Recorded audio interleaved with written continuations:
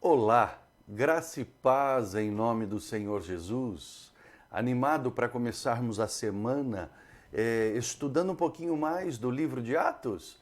Espero que sim, esteja animada, animado. Vamos prosseguir em nome de Jesus. Estamos aqui no capítulo 15 do livro de Atos, do versículo 6 ao versículo 11. Deixe-me ler. Então, se reuniram os apóstolos e os presbíteros para examinar a questão. Havendo grande debate, Pedro tomou a palavra e lhes disse: Irmãos, vós sabeis que desde há muito Deus me escolheu dentre vós, para que por meu intermédio ouvissem os gentios a palavra do Evangelho e crescem. Ora, Deus que conhece os corações, lhes deu testemunho, concedendo o Espírito Santo a eles, como também a nós nos concedera. E não estabeleceu distinção alguma entre nós e eles, purificando-lhes pela fé o coração. Agora, pois, por que tentais a Deus, pondo sobre a cerviz dos discípulos um jugo que nem nossos pais puderam suportar, nem nós? Mas cremos que fomos salvos pela graça do Senhor Jesus, como também aqueles o foram. Muito bem, nós estudamos na semana passada, no último dia de estudo, falando sobre o Concílio de Jerusalém e os concílios que existiram.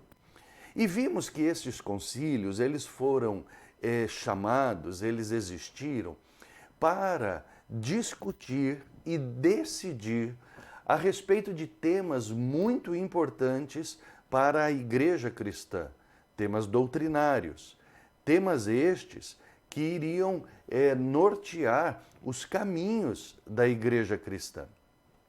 Esse primeiro concílio, o concílio de Jerusalém, o concílio dos apóstolos, ele foi muito importante porque nós estamos estudando aqui e nós estamos vendo, já vimos muito e temos falado bastante, e isso é bom que seja enfatizado, a questão de judeus e gentios, a diferença entre eles.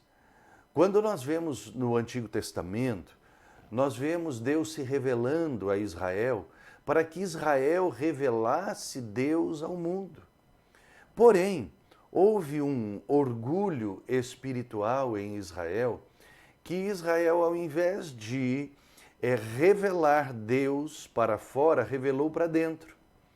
E eles, então, entendiam que a salvação era só deles e que quem não era de Israel estaria perdido, condenado. Porém, quando Jesus ele se manifesta, ele vem para quebrar este modelo errado. E então ele começa a sua pregação pelos judeus, mas estende essa pregação aos gentios. E o cristianismo, então, ele começa, como nós já vimos, a se expandir. Começa em Jerusalém, Judeia, Samaria e até os confins da terra. Nós estamos vendo aqui que o número de gentios convertidos ao cristianismo, ele é superior, ele começa a superar o número de judeus convertidos. Pedro, ele é consciente da sua chamada de levar a mensagem aos gentios, como aconteceu lá com Cornélio, no capítulo 10 de Atos, né? Paulo também, ele começa a ter problema entre os judeus e ele parte também para os gentios. Porém, aqui tem um problema, porque até então existia a lei. Que lei? A lei mosaica, a lei que Deus entregou para Moisés. Esta lei, nós vemos pelas passagens da palavra de Deus, que ela servia de aio até chegar a Cristo. Aio é como um tutor, como uma bússola, como uma direção. E que quando Cristo viesse, ele cumpriria a lei. E aqueles que todos nós precisamos cumprir a lei, mas não conseguimos cumprir a lei por nós mesmos. Nós só cumprimos a lei através de Jesus.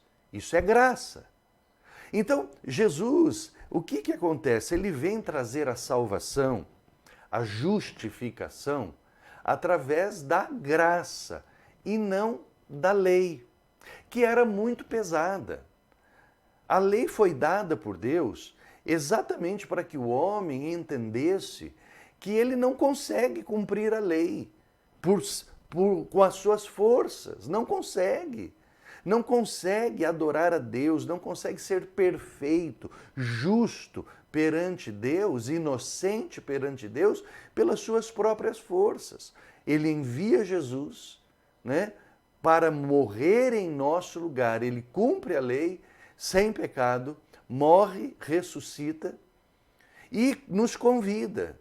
Olha, eu sou o caminho, a verdade e a vida, ninguém vem ao Pai senão por mim. Isso é graça. E aí então o que acontece? Os judeus, principalmente fariseus, que se convertiam, eles queriam impor a lei mosaica para os gentios, como princípio de salvação. E se assim eles não fizessem, não poderiam ser salvos. Ou seja, eles estavam, na verdade, querendo criar um judaísmo cristão. Isso é impossível. Jesus, na lei, na cruz, ele cumpriu a lei. E se isso continuasse, a igreja cristã estaria fadada a virar mais uma seita judaica. Muito bem. Então, nós precisamos entender que Atos está dando uma ênfase à direção do Espírito Santo na vida dos cristãos. Nós não podemos perder agora aqui, isso nunca podemos perder. Mas neste estudo não podemos perder esse foco. O foco de que a igreja cristã, ela precisa ir no poder do Espírito Santo. Nós vimos que Deus veio trabalhando no coração dos líderes da igreja, de Pedro, de Tiago, né? Mostrando que os gentios não eram impuros e que eles tinham o direito, pela graça de Deus, de serem salvos, né? E aí então isso vai trabalhando no coração desta liderança e culmina com o momento certo deste concílio. Pedro, que era considerado, então, a grande coluna da igreja, ele se levanta. Tiago também era considerado uma das colunas da igreja. Por enquanto, nós estamos vendo a introdução de Pedro ao debate. Nós vemos aqui, então, que eles se reuniram e tinha grande debate. Eles ficaram ouvindo e o Espírito Santo, então, ali começa a trabalhar através de Pedro. E no versículo 7, Pedro, então, ele diz assim, ele toma a palavra e diz, irmãos, vocês sabem que desde há muito Deus me escolheu dentre vós para que por meu intermédio ouvissem os gentios a palavra do Evangelho e eles crescem. Então Pedro aqui, ele fala, olha, vocês sabem que aos gentios está aberta a porta da salvação, porque há muito tempo Deus, por meu intermédio, concedeu este privilégio a eles, né? É que ele me escolheu para que os gentios ouvissem o Evangelho. Isso aconteceu em Atos 10, nós estamos em Atos 15. De Atos 10 a Atos 15 se passaram pelo menos 10 anos. Tem mais ou menos 10 anos isso, certo? Parece que é de um dia para o outro. Não, são 10 anos. Por isso que aqui está falando que vocês sabem que desde há muito tempo. Então já haviam se passado 10 anos. A gente já vê então que o número de gentios estava grande. Porém, e nós vemos a primeira viagem de Paulo já havia terminado. Muitas igrejas já haviam sido fundadas. E havia então a necessidade de uma direção para a igreja, para que ela não se perdesse no meio do caminho.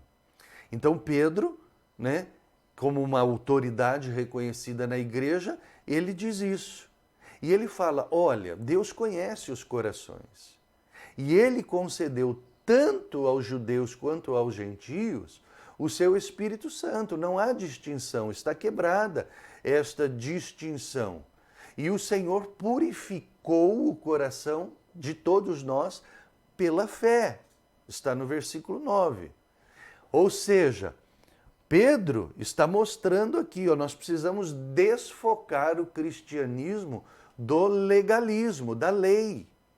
E ele fala, então nós não podemos tentar a Deus colocando sobre a cerviz, né, a nuca dos discípulos, um jugo que nem nossos pais conseguiram carregar, puderam suportar e nem nós. Por quê? Porque nós fomos salvos pela graça e não pela lei.